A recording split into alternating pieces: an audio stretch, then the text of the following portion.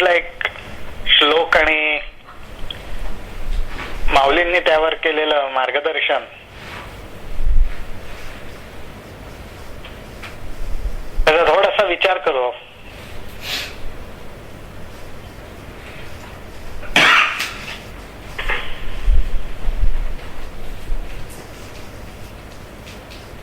अत्यंत महत्वाचा असा भाग आहे, विषय आहे.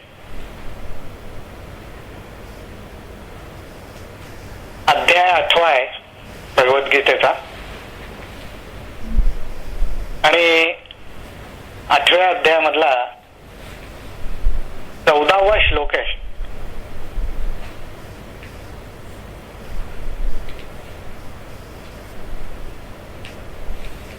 तो श्लोक असा आहे, अनन्य चेतः सततम यो माम स्मरति नित्यशः तस्याहं सुलभः पार्थ नित्ययुक्तस्य योगिना. त्याचा अर्थ असा, पार्था, जो योगी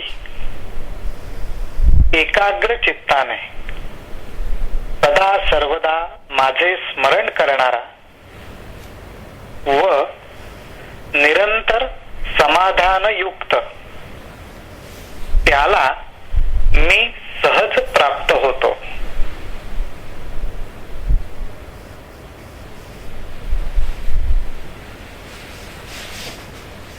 असा या श्लोकाचा अर्थ आहे.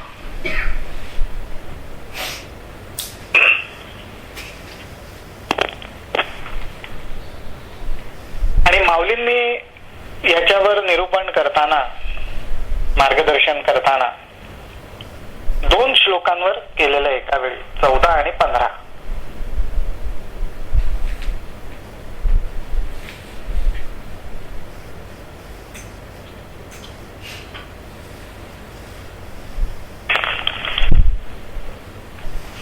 अध्यायाचा 15व्या श्लोकाचा शब्दार्थ असा आहे की, परमसिद्धीला पावलेले महात्मे मला पावल्यावर दुःखाचे स्थान व अशाश्वत अशा जन्माला पावत नाहीत.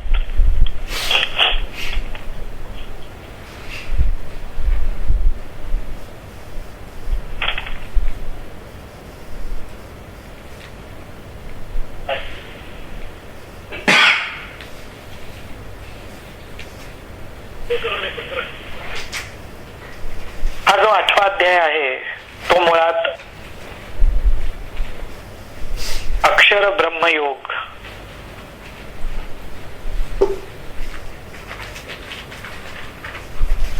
अर्थात एकाक्षर ब्रह्माचं, ओंकाराचं वर्णन.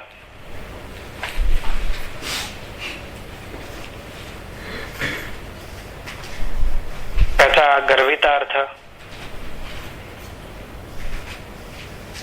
उघडपणे ह्या अध्यायात प्रकट केलेला आहे.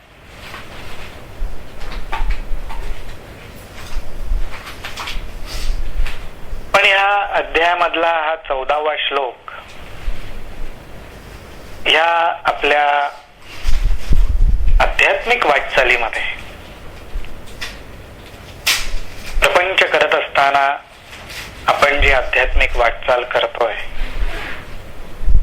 त्या दृष्टीने अत्यंत महत्वाचा आहे.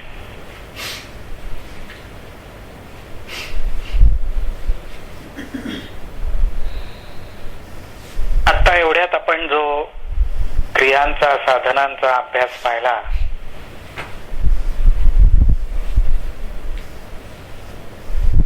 त्याच्यामध्ये बोलता बोलता मी तुम्हाला म्हणालो की एक 10 मिनिटं, 15 मिनिटं, 20 मिनिटं आपल्याला योगी व्हायचं. म्हणजेच त्या 10 ते 20 मिनिटाच्या अभ्यासामध्ये आपल्याला एकाग्र चित्त, एकाग्र अंतःकरण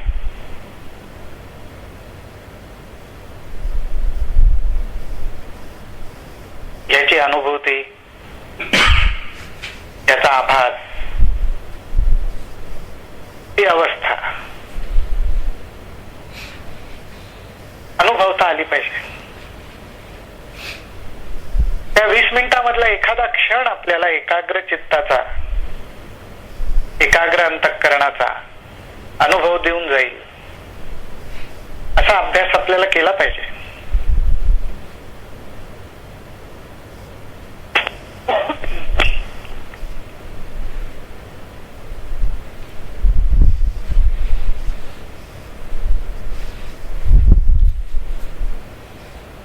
थोडा काळ आपल्याला जेव्हा योग्याच्या भूमिकेत जायचंय, अर्थातच त्यामध्ये काही शिस्त, अनुशासन,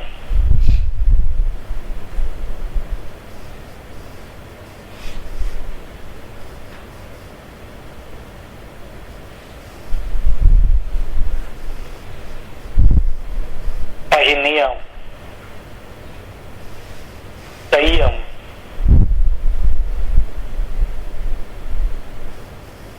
अशा गोष्टी आल्या.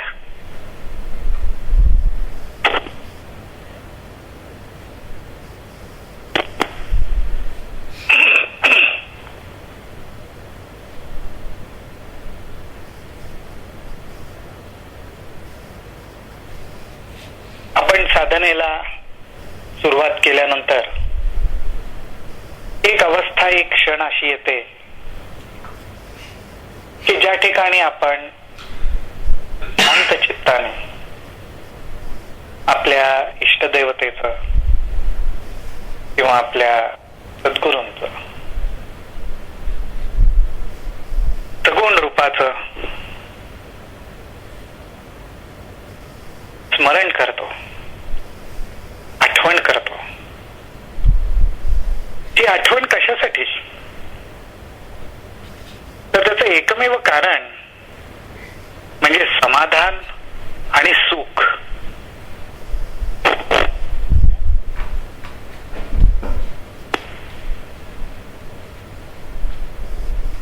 आज कोणाला समाधान नकोय, कोणाला सुख नकोय.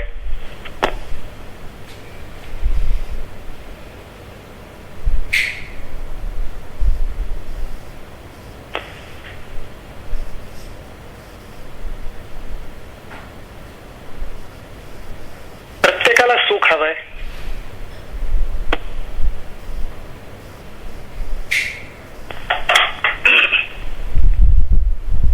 समाधान हवंय.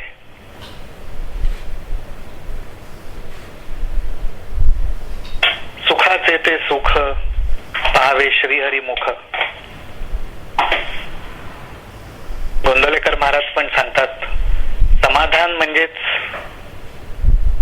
राम, समाधान म्हणजेच आत्माराम, समाधान म्हणजेच नाम.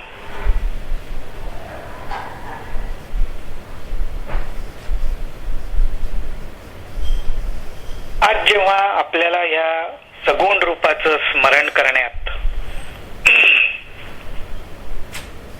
सगुण रूपाशी आपलं अंतःकरण स्थिर होण्यात अडचण येते, ती अडचण दूर केली पाहिजे. काय अडचण आहे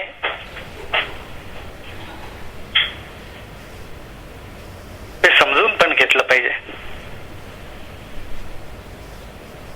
कशामुळे अडचणी येतात याचा पण विचार केला पाहिजे.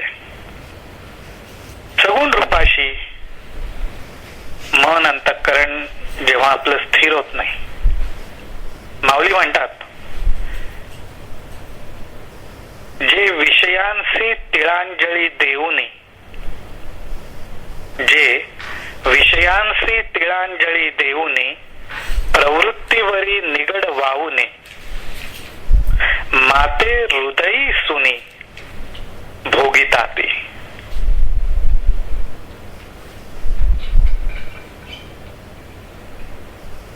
याचा अर्थ असा आहे, मनामध्ये उमटणारे जे विषय आहेत, मनामध्ये उमटणारे जे विचार आहेत, त्यांना तिलांजली दिली पाहिजे.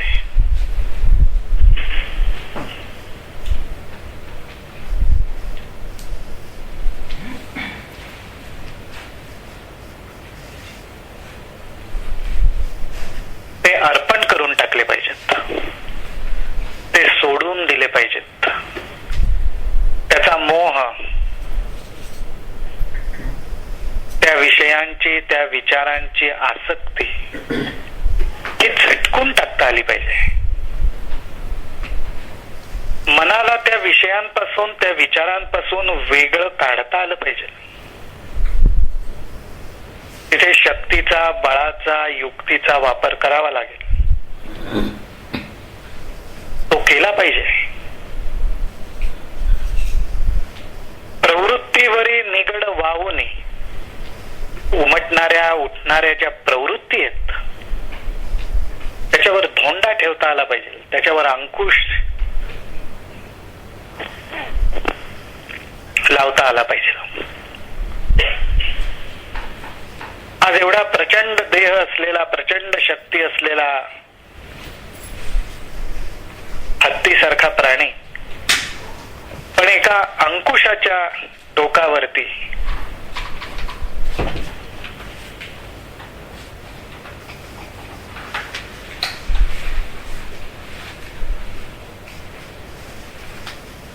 तो माहूत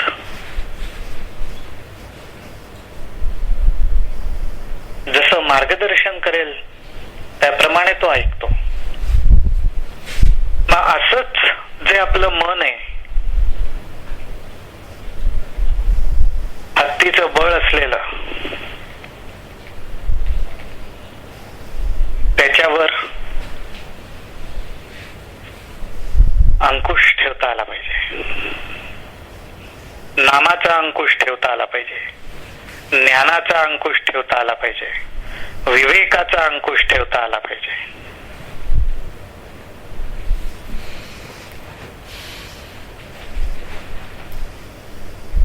हा अभ्यास, हे कष्ट, हा प्रयत्न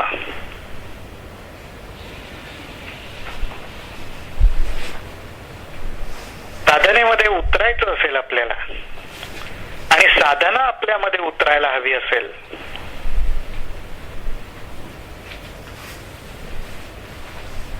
तर मन स्वस्थ केलं पाहिजे. विषयांपासून, विचारांपासून बाजूला केलं पाहिजे. आणि मग त्या आपल्या परमदैवताला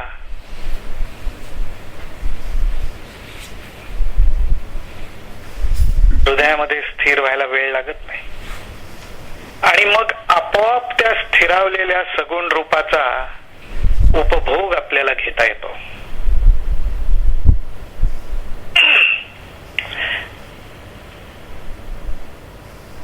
साधना, ध्यान, क्रिया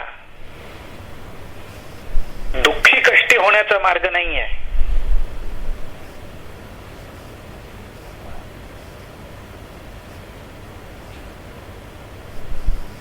त्याच्यामध्ये परम भोग आहे. हा भोग कोण घेत तर जीव भाव. कोणाचा भोग घेत? परमात्म्याचा. कसा घेत? सगुण रूपाच्या साह्याने घेऊ शकतो.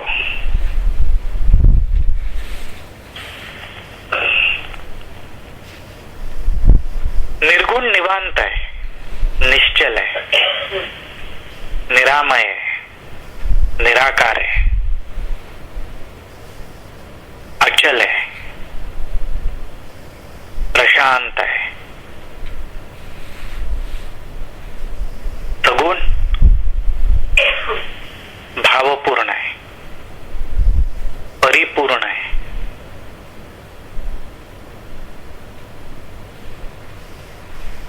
जीवाची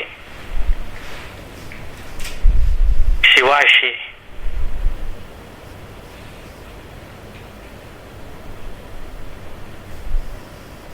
भेट होण्याचा जो मार्ग आहे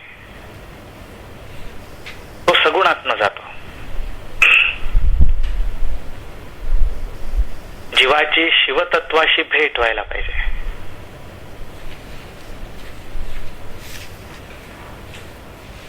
हळूहळू हळूहळू शिवतत्वाला मिसळत मिसळत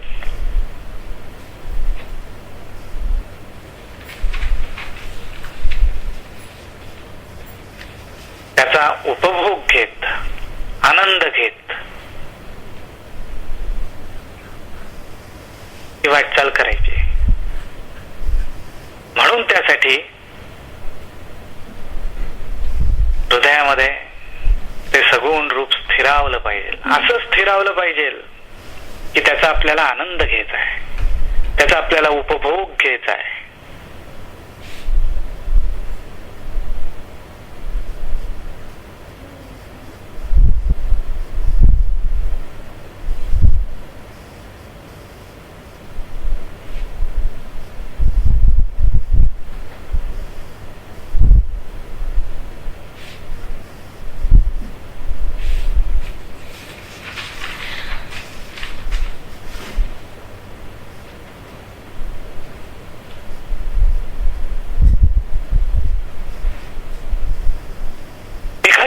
आपण उपभोग घेतो, आनंद घेतो, समरस झालेले असतो, त्यावेळी त्या गोष्टीत आपण रममाण झालेला असतो. आपलं देहभान, आपलं मन, आपली बुद्धी समरस झालेली असते, एकरूप झालेली असते.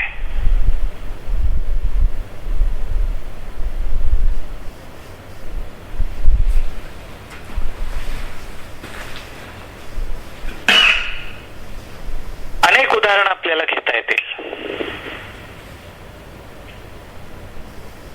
कधी कामावरची अर्जन्सीची वेळ, कधी घरी बोलवलेल्या पाहुणे मित्रमंडळी, त्यांच्यासाठी तयारी करायची जी लगबग आहे ती करताना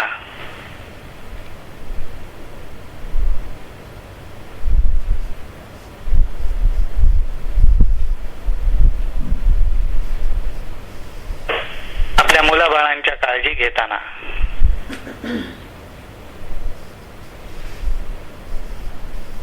अनेक ठिकाणी ज्या आपल्या आवडीच्या, आपल्याला गोडी असलेल्या अशा गोष्टी असतात त्या आपण दूर सारतो. आज आपल्या मुलाला, आपल्या मुलीला, आपल्या मित्राला, मैत्रिणीला, जवळच्या नातेवाईकांना काही मदत लागली, गरज लागली आणि आपण आरामात बसून जेवत बसलोय.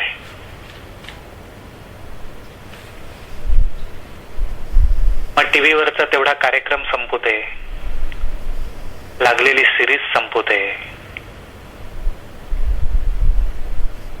मग जाऊ.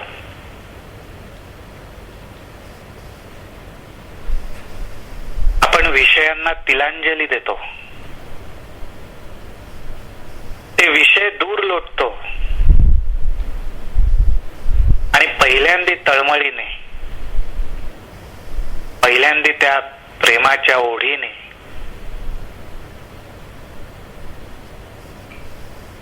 आपण सहाय्य करायला धावून जातो. स्वीकारलेलं काम, टाकलेली जबाबदारी पूर्ण करतो.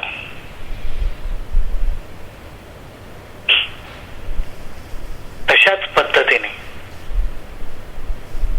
या सगळ्या विचारांना, विषयांना तिलांजली देता आली पाहिजे, दूर लोटता आलं पाहिजे.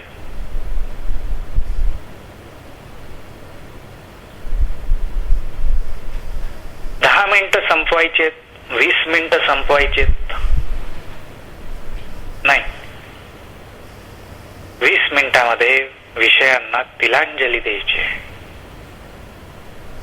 20 मिनिटांमध्ये विचारांपासून माझ्या मनाला बाजूला करायचं आहे. कष्टाशिवाय फळ नाही.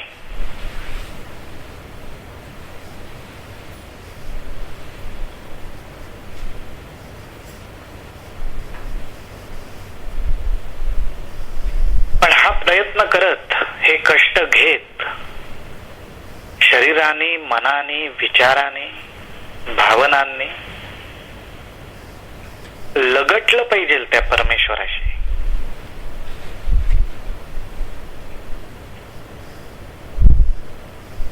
त्या नामाबरोबर झगडलं पाहिजे. ते नाम घेत परमेश्वराच्या रूपाशी आहे त्या भावाच्या बळाने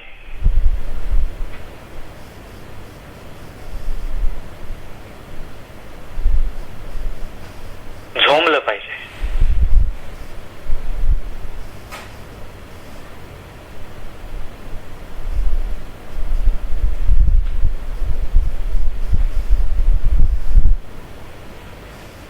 असं जेव्हा आपण झोंबायला लागू तेव्हा तळमळ कुठे वाढायला लागेल. विषयांना विचारांना झटकण्याचा प्रयत्न करायला लागू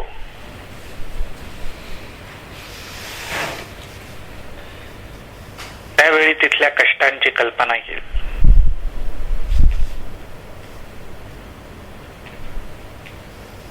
आज संसारात प्रपंचात व्यवहारात 4 कष्ट घेतले तर त्याचं फळ पण आपल्याला लगेच चाखायला मिळतं.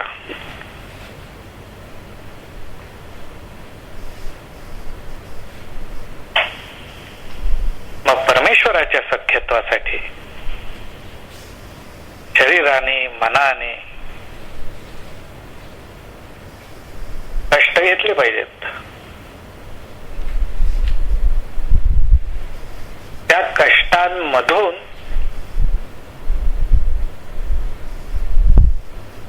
ऐक्यत्वाचं प्रेमाचं फूल उमलेल. आज नुसतं बी आपण पेरलं आणि त्याच्यातून फूल उगवलं झाड उगवलं असं होत नाही. त्या बीजाला कष्ट सोसावे लागतात.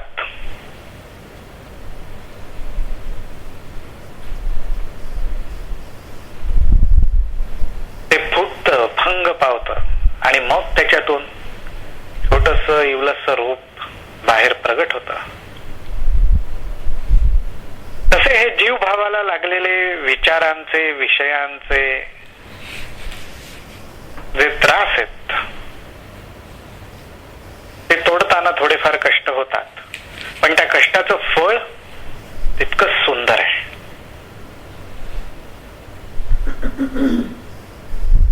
तितकंच अप्रतिम आहे. आणि सर्वात महत्वाचं म्हणजे शाश्वत आहे.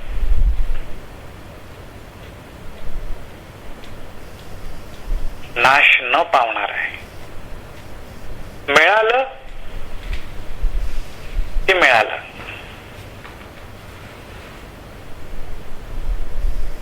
कोणी चोरून नेऊ शकत नाही. चोरीला जायची भीतीच नाही.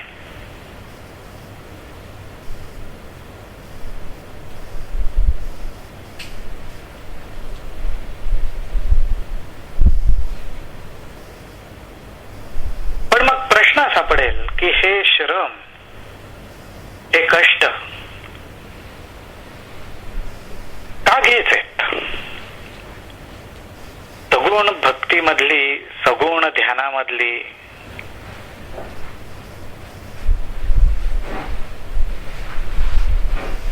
ही जी वाट आहे हे कशासाठी कष्ट घ्यायचे? याचा उपयोग काय? याचा फायदा काय?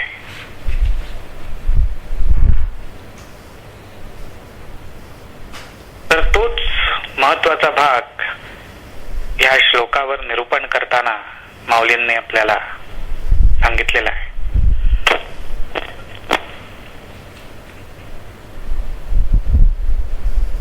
आज कितीतरी गोष्टींची आपण काळजी घेतलेली आहे.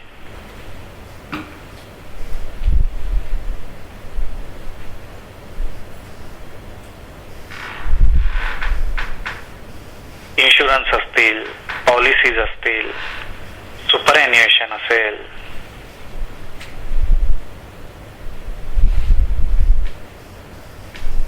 इन्व्हेस्टमेंट्स असतील, जमेल त्या पद्धतीने जमेल त्या प्रकारे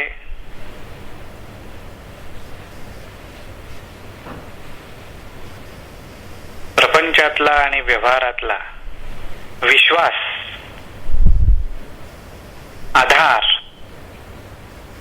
कसा बळकट होईल याची काळजी आपण घेतोय.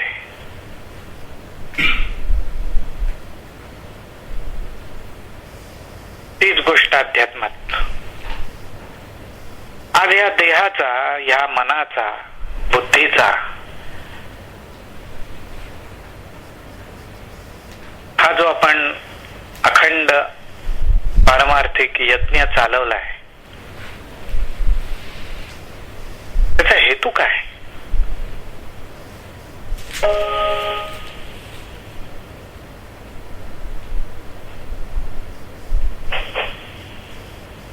आज हा देह आपल्याला प्राप्त झाला आणि या देहामध्ये जी मन आणि बुद्धी आपल्याला लाभलेली आहे, त्याचा हेतू काय? कशासाठी आणि कुठे त्याचा उपयोग करायचा?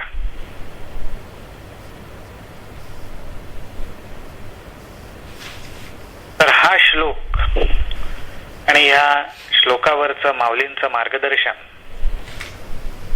साधकाला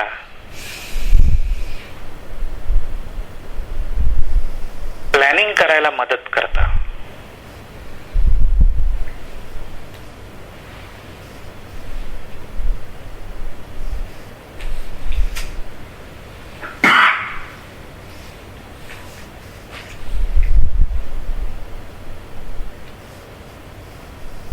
कुठलं प्लॅनिंग?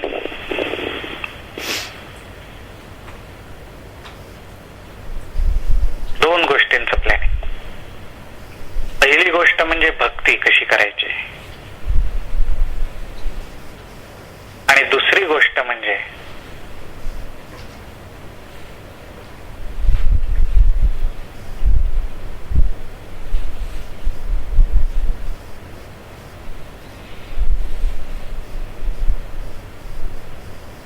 ह्या नश्वर देहाचा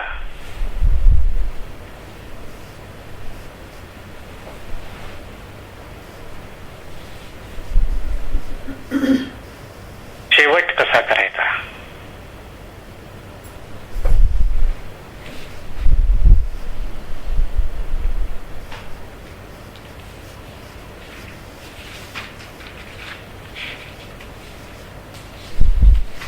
या दोन गोष्टींचं उघडपणे मार्गदर्शन माऊलींनी याच्यात केलेलं आहे.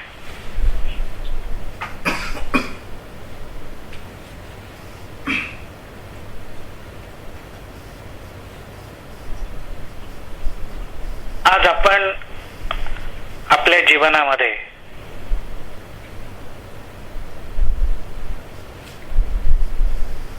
चालू क्षणापर्यंत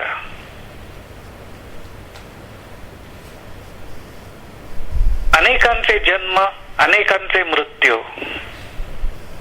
ऐकत आलो, पाहत आलो, अनुभवत आलो.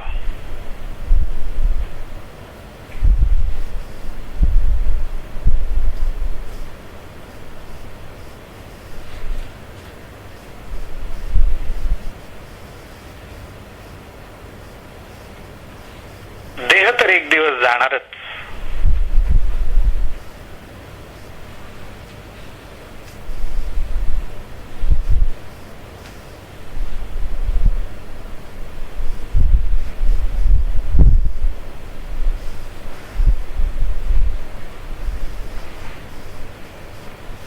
मग जो जाणारच आहे त्याची काळजी कशाला करायची?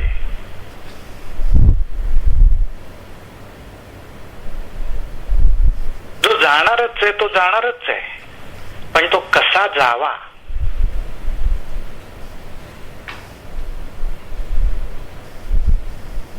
आज मला सच्चा साधक व्हायचंय.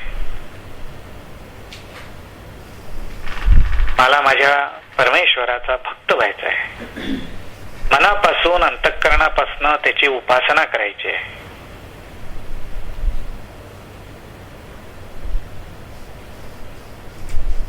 पण मध्ये अडथळा येतो तो या देहबुद्धीचाच येतो, अहंकाराचाच येतो. मनामध्ये शंका, संदेह, भीती ज्या कशाबद्दल आहे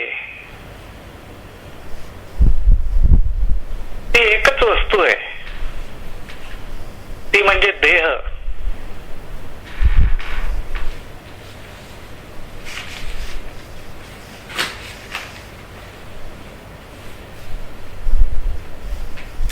मिळवलेलं, कमावलेलं, मिळालेलं जीव एका क्षणात सोडून देईल, पण म्हणेल देह नका नेऊ. देह सोडायला तयार होणार नाही.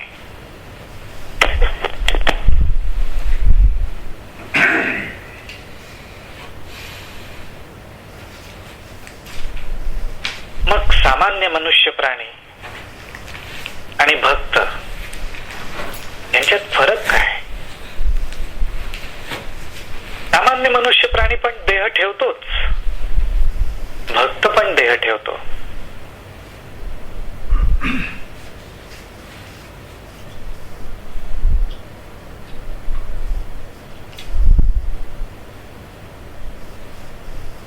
माऊलीच म्हणतात,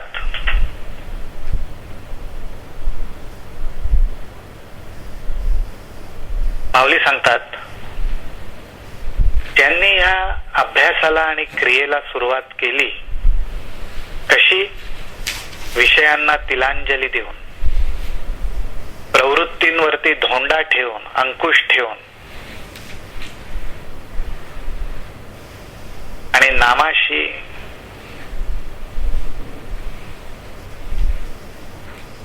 भावनेच्या साह्याने झगडा करत, मनाला एकाग्र करण्याचा प्रयत्न करत, हळूहळू हळूहळू प्रयत्नाने जो अंतःकरणामध्ये, हृदयामध्ये माझा उपभोग घ्यायला लागला, माझा आनंद घ्यायला लागला, त्याने अंतःकाळी माझं स्मरण करावं आणि मग मी त्याला आपलंसं म्हणावं.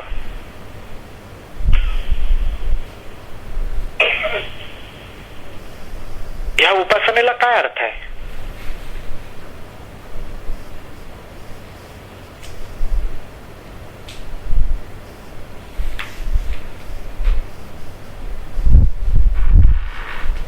शाश्वतीच नाही कसली.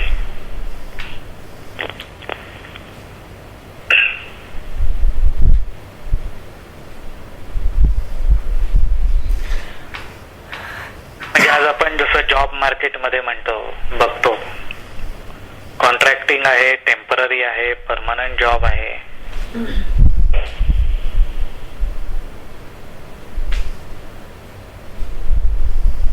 पण शाश्वती कशाचीच नाही.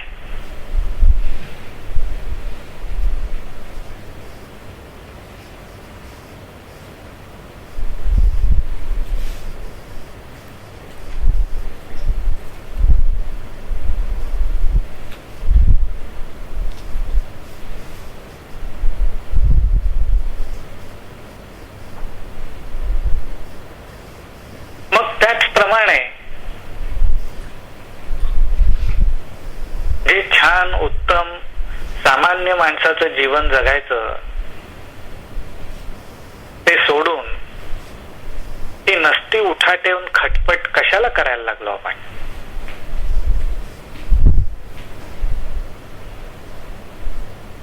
कुठनं बुद्धी सुचली आणि आपण अध्यात्म, परमार्थ, नाम कशासाठी?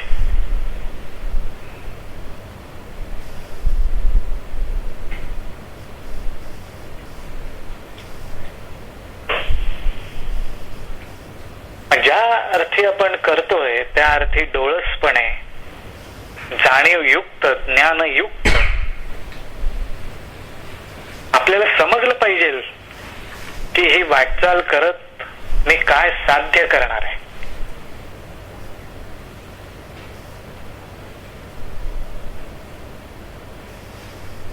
आज इतरांकडे आपण पाहिलं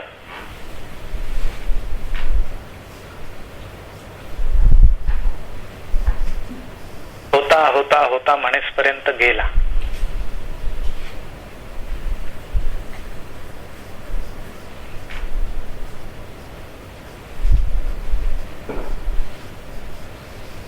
पण आपल्याला कळस गाठायचा.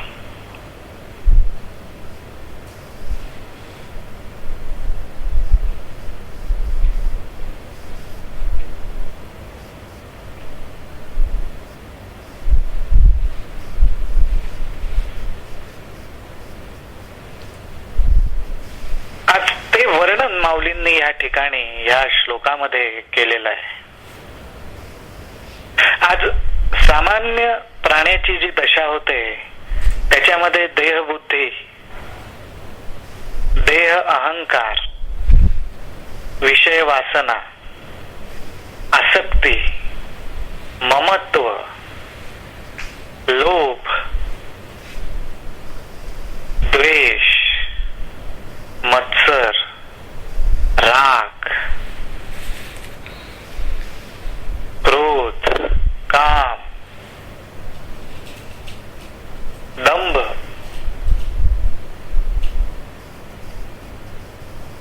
अशा वेगवेगळ्या गोष्टीत तो जीव अडकतो, तळमळतो. त्याला यातना होतात. जन्मभर सुखाच्या दुःखाच्या कल्पनेने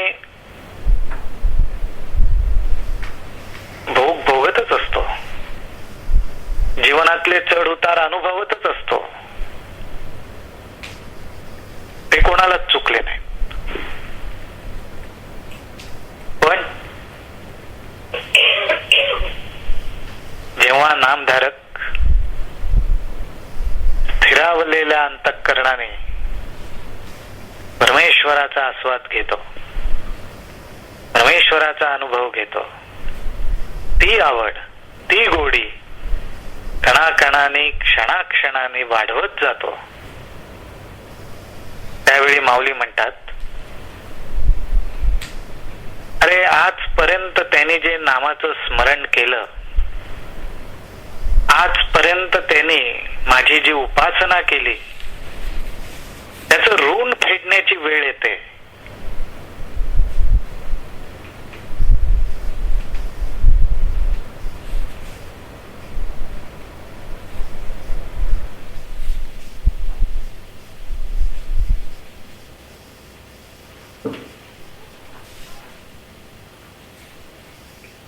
परमेश्वरावर ते प्रेमाचं ऋण असतं. आपण घेतलेले कष्ट, आपण केलेले प्रयत्न, आपण केलेला नामाचा उच्चार, आणि ऋणी मात्र कोण होतो? कर्जबाजारी कोण होतो? परमेश्वर होतो. आज आपण नाम घ्यावं,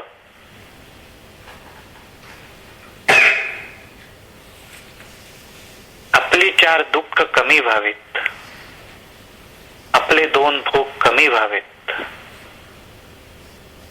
म्हणून आपल्याला नाम घ्यायची बुद्धी तोच देतो आणि त्याच्या बदल्यात स्वतः ऋणात तोच जातो.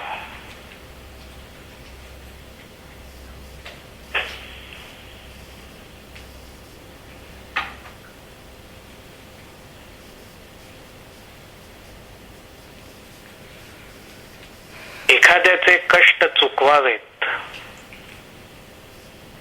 म्हणून दुसऱ्याने ऋणात जावं, हा प्रकार फक्त अध्यात्मात घडतो.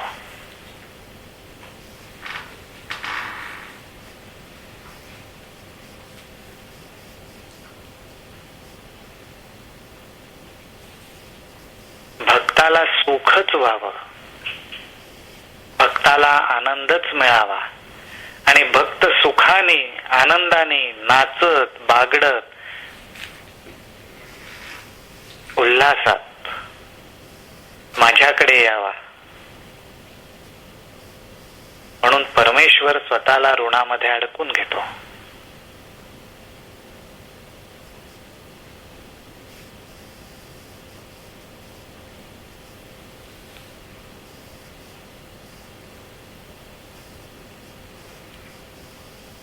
माऊली म्हणतात,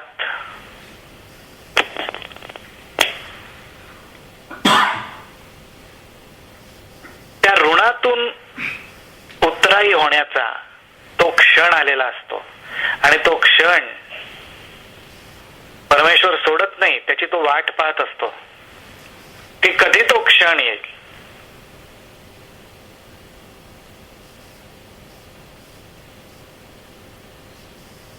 म्हणजे त्याचा अर्थ असा की हा अभ्यास जो आपण करतो, ही साधना जो आपण करतो, ती करायला सुरुवात केल्याबरोबर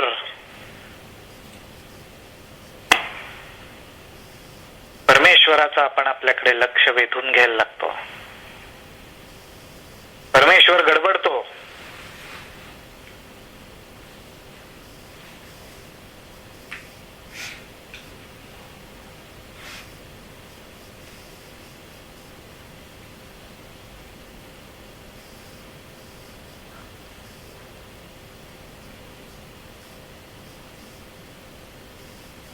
काही वेळा तो त्याच्या मायेचा, लीलेचा उपयोग करतो. मनामध्ये विचार, मनामध्ये विषय, त्याचे तरंग, त्याची वादळ उमटवतो. कोणाला ऋणी होऊन राहायला आवडेल?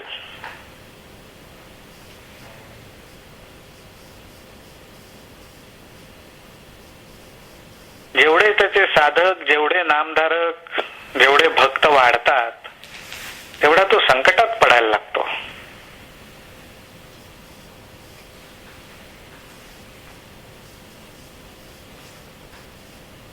पण जेव्हा नामधारक, तो साधक सुद्धा हट्टाला पेटतो,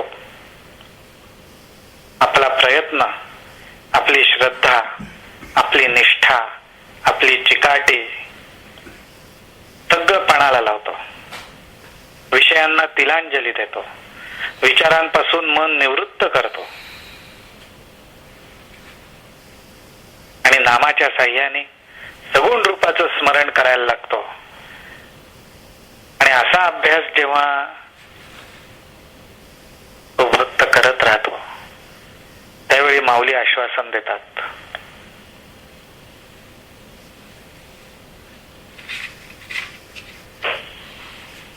ते आश्वासन असं देतात की या देहाला जी ग्लानी येईल, या देहाची जी बिकट अवस्था होईल, त्या अवस्थेमध्ये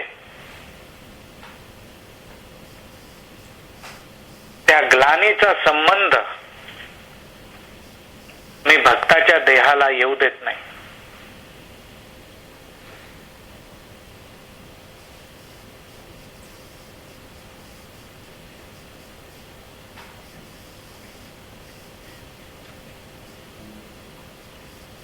काय करतो परमेश्वर तिथे? तिथे परमेश्वर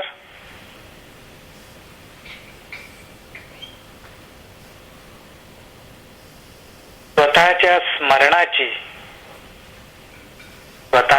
स्मरणाची थंडगार, आनंददायक, आल्हाददायक अशी सावली त्या शरीर रूपी पिंजऱ्यावर टाकतो.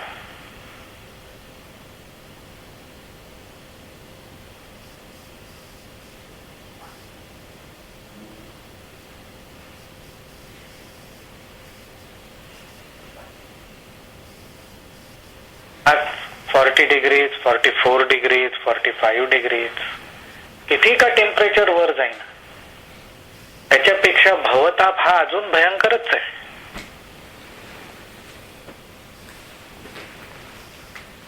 अशा भवतापामध्ये, अशा सुखदुःखाच्या अग्नीमध्ये हा देह पोळून निघत असताना, आणि असा पोळून निघालेला देह जेव्हा विकलांग होतो, शरीरातली शक्ती कमी होते, त्यावेळी या शरीर रूपी पिंजऱ्यावर परमेश्वर स्वतःच्या स्मरणाची थंडगार, आल्हाददायक, आनंददायक अशी सावली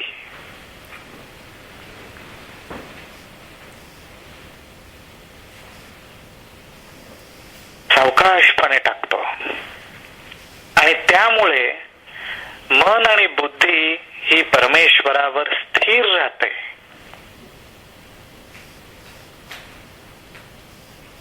माऊली म्हणतात, या आत्मरूपावर, या मूळ स्वरूपावर हे जे देहाचं बंधन आहे, या देहाच्या ज्या गाठी पडलेल्या आहेत, त्याच्यावर अहंकार रूपी जो धुरळा जमलेला आहे, तो झाडून, तो स्वच्छ करून केवळ भगवत प्रेमाची वासना, केवळ भगवंताच्या स्मरणाचा विषय त्याच्या मनाला आणि बुद्धीला सुचेल, ही काळजी मी घेतो.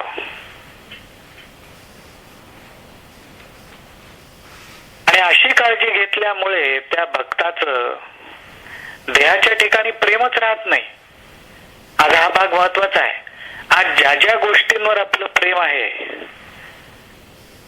आज ज्या ज्या गोष्टींवर आपला जीव आहे, तो केवळ एका कारणामुळे, तो म्हणजे आपला देह आणि या देहाचा अहंकार. देह रूपी पिंजरा आणि त्या पिंजऱ्यावर अहंकार रूपी असलेला धुरळा, केवळ ह्या दोन गोष्टींमुळे आपलं सगळ्या गोष्टींवर प्रेम आहे. त्या गोष्टी कशा आहेत, त्या गोष्टींचं रूप कसं आहे, त्या गोष्टींचा रंग कसा आहे, त्या गोष्टींची व्हॅल्यू काय आहे, ह्या दुय्यम आहेत. आज मुळात माझा देह आहे आणि अहंकार आहे, ह्या केवळ एका जाणीवेमुळे, प्रेरणेमुळे आपलं सगळ्या गोष्टींवर प्रेम आहे. आणि सगळ्या गोष्टींवर प्रेम करण्याचं हे जे कारण आहे, त्या कारणावरच भक्ताची माया, भक्ताचं प्रेम हे शिल्लक राहत नाही. मग तो दुसरं कशावर प्रेम करणार, कसं करू शकणार? कारण सगळ्या गोष्टींवर ज्याच्यामुळे प्रेम जडतं, ती गोष्ट मला ज्यामुळे मिळालेली आहे, ज्याच्यामुळे लाभलेली आहे, त्याच्यावरच माझं प्रेम बसायला लागल्यावर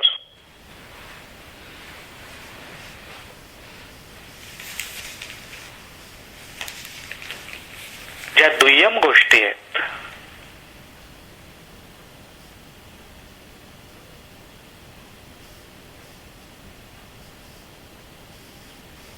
त्याच्यावर ठेवलेल्या प्रेमामुळे सुखदुःखाचे कितपत आघात माझ्यावर होतील, ह्या ठिकाणी ज्ञान, ह्या ठिकाणी विवेक,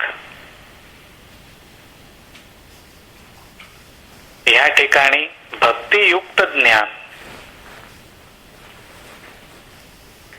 हे आपल्याला उपयोगी पडतं.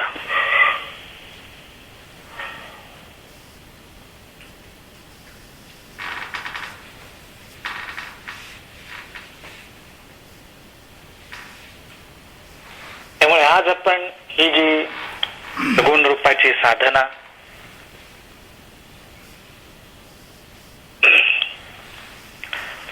बघायला दिसायला लहानशी क्रिया, लहानशी साधना असेल, परंतु ती आपल्याला आपल्या परमोच्च ध्येयाकडे नेणारी आहे. मनाची आणि बुद्धीची परमेश्वराच्या रूपाशी गाठ घालून देणारी आहे. मनाला आणि बुद्धीला एकत्र ठेवण्यासाठी माऊलींच्या ओव्यांचा आपण आधार घेतो.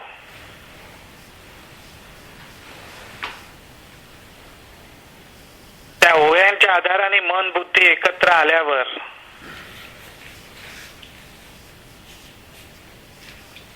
नामाच्या साह्याने ते एकत्र बांधून टाकतो. आणि ते एकत्र नामाच्या साह्याने बांधलेली मन आणि बुद्धी मग सावकाशपणे आपण परमेश्वराच्या चरणापाशी नेतो. तिथं नेल्यावर पुढे काय? तिथे नेल्यावर पुढे आपापल्या इच्छेप्रमाणे, आपापल्या वासनांप्रमाणे, आपापल्या विचारांप्रमाणे परमेश्वराचा आस्वाद घेता आला पाहिजे. परमेश्वराच्या चरणाशी चिकटून राहता आलं पाहिजे. आपले विचार, आपले विषय, आपल्या वृत्ती आपल्याला मागे खेचतील, तळो की पळो करून सोडतील. पण तिथे ठाम निष्ठेने, श्रद्धेने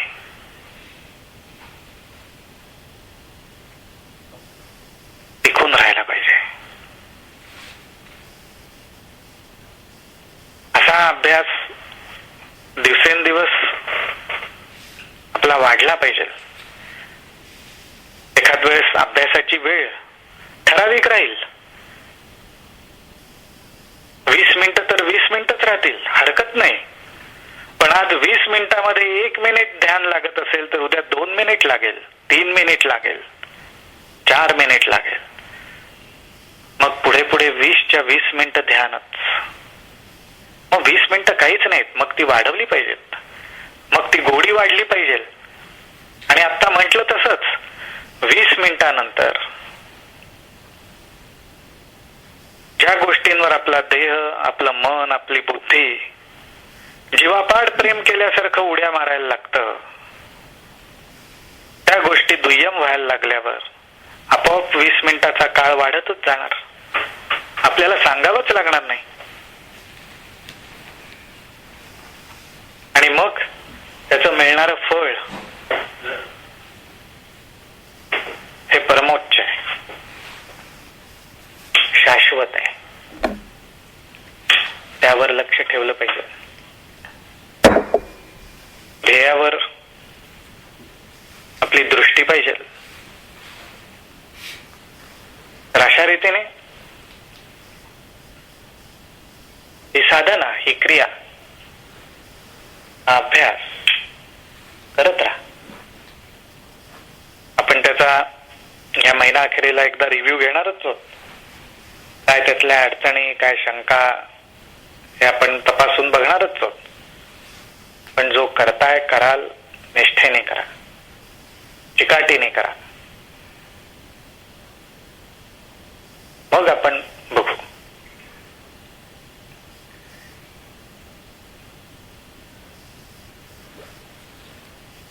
तर आज मग मी इथंच थांबतो आता.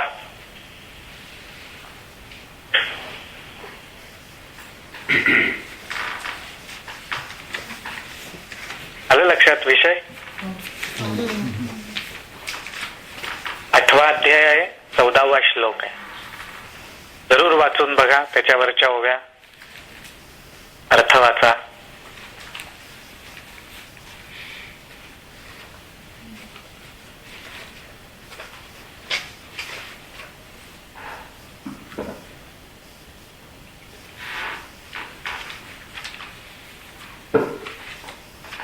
ठीक आहे मग. प्रार्थना म्हणूया का? हो चालेल. मग तुम्ही प्रार्थना म्हणून घ्या. मी आता जरा उन्मेषला आणायला जातोय. नमस्कार सगळ्यांना नमस्कार. ओम राम.